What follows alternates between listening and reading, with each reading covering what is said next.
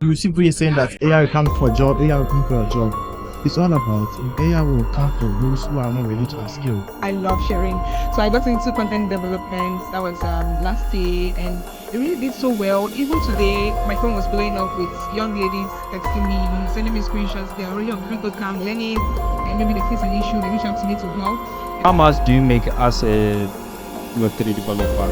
Okay, so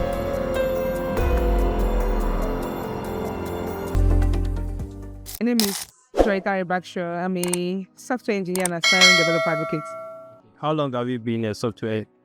I would say 3 years now, going on 4. Yeah. Your name and your role, what do you Okay, so my name is Puku Claudio Samuel Mensah, and I'm currently a blockchain developer with Etopo. So I build utilities for them. How long have you been with them? Okay. Last. Okay, so I've worked as a blockchain developer for like 2 to 3 years now. I'm handler and I do certain front end and smart contract development. So when on the projects that require my expertise, that's where I just enter research.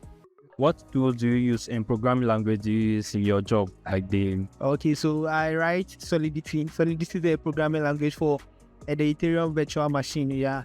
And then the tools that I use Foundry for developing my tools. So Foundry will be more like Nest.js, something like that sort, right? It helps you build better smart contracts. Yeah. I do JavaScript, I do Rust, I do Solidity, and and Python. So that's what I use here. I do more of Rust, then front end you need JavaScript, so you do JavaScript. So I do Rust, JavaScript, and then Python, and then other languages too. Anything that, so at times I learn the language as a hobby, not for building projects. what do you enjoy about your work as a Web3 developer, or the rewarding part of being a Web3 developer? Okay, so the rewarding part of being a Web3 developer would be the learning, right? You see, crypto, the blockchain stuff always change a lot. Yes. So you always have to learn new things. And also, I wouldn't talk without mentioning the money. Money is a very huge part of the work too, yeah.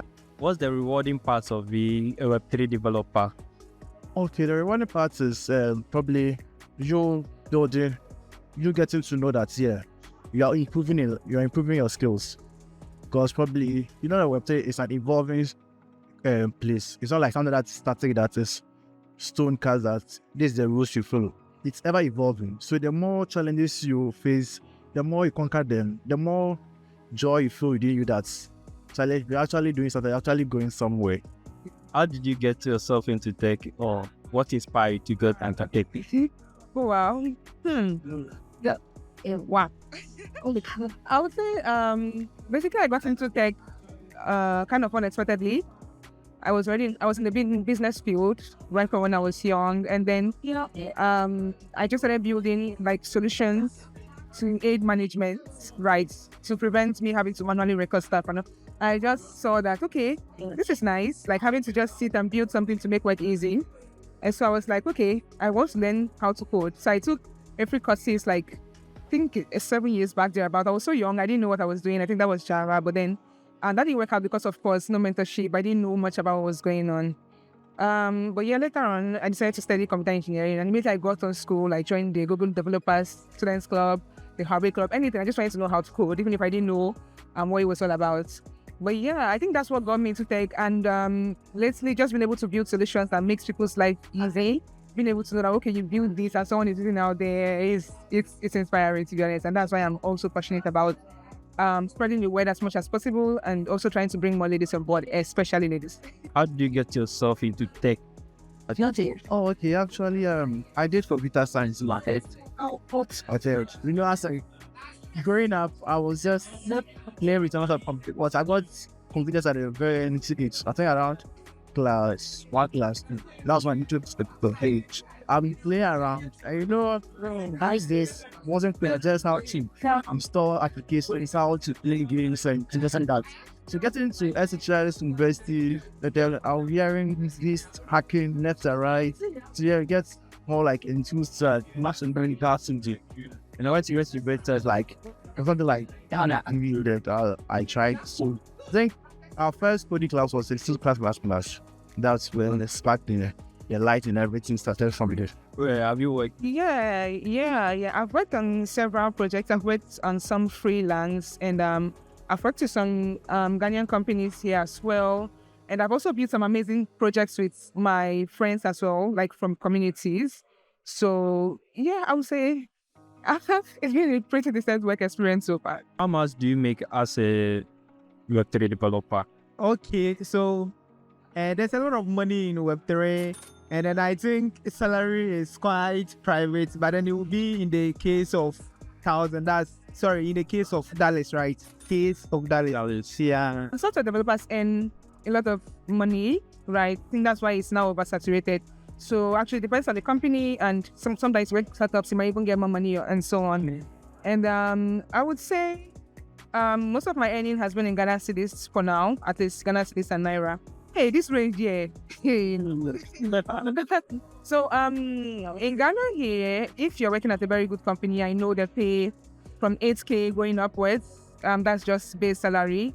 There are also some compensation like data and some other maintenance stuff like that. But then if you're doing an internship, you can get a pretty decent price for like 1,500 ranging to 3K. I don't think that's very, very, comparing it to, the global market, I don't think that's very, very decent. And that's why the goal is to build bigger projects and work for better companies in the future. But yeah, if you're working in Ghana, that's what you should expect. I think in Nigeria too, I've seen some ranges around like between 200K for junior developers, 500K. That's like 5,000 cities equivalent. So I think it's pretty decent. But if you work outside the country, juniors, I've seen juniors who earn like $90,000 upwards. Yeah, so it's pretty decent. Okay. How did you land your first job as a Web3 developer? How did you? Okay, so it's a funny story, right? Yeah. I used to post a lot. I was studying and then posting a lot on social media. So I once worked on a Web2 project with one marketing guy.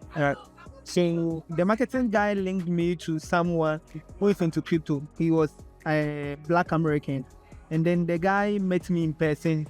We had a talk. He realized that I was actually into the crypto stuff. He linked me with a friend in the US, and then that's how I got into it.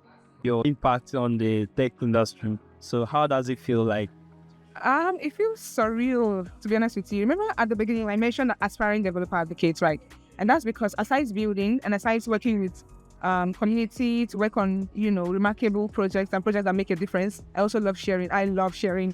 So I got into content development. That was last year, and it really did so well. Even today, my phone was blowing up with young ladies texting me, sending me screenshots. They're already on free code camp learning, and maybe they face an issue. They reach out to me to help. And I'm also the lead for the Google Developer Student Club on my campus, right? So it's all about sharing, right? I realized that community has done so much for me. Being able to have mentors and people to guide you. There are some mistakes I wouldn't have made if I had that earlier. So of course, I'm sharing. And then I have people reaching out to me from Nigeria too, a lot actually. And just for them to see that this is possible, that's it for me, right? Just for them to see someone else doing it and know that, okay, this is something I can also do. Where can I start from? That's also something good. And then last year, as much as I shared video content, I also want to go more deep into it, especially on my YouTube channel this year. And then I'm also releasing a blog series this Saturday, funny enough. I think the name of the blog is Build, Break, Debug, and Repeat. So yeah, I want to go deep into my technical writing, because some people enjoy video content, some people enjoy written content when they're learning. So I'm on Hashnote. I think Joy's blog, I don't know, I'll just give you the link later. But yeah, I'll start that series and I'll be sharing a lot.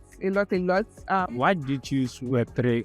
Okay, Web3. Actually, Web3 is actually like where I see myself as I belong. But it's such a little the opportunity that the decentralization, transparency, being your own data as compared to someone somewhere is controlling your own styles and you don't have control. It's how you can shut down a student of you can. If I was from national sectors, then just work out one to tell that it has collapsed and you can't be growing for founders. But there's no way you have to do this. That's the same time as anything out when me. So that's one of the main reasons why it's like the transparency of I didn't to me. What one piece of advice will you give to someone getting into the category? Okay, I would say start now, and most importantly, build in public. Be okay to fail in public. Share as much as you can share. Nobody will know you as good as you are, or you're into something till you share, right? So that's what I would say, because I've seen many amazing people who know their stuff, but then when you go to their LinkedIn, it's empty. And then I've seen people who are also learning, and then they reach out to me, I'm looking for such opportunity. And then I go to your LinkedIn and then I don't see anything.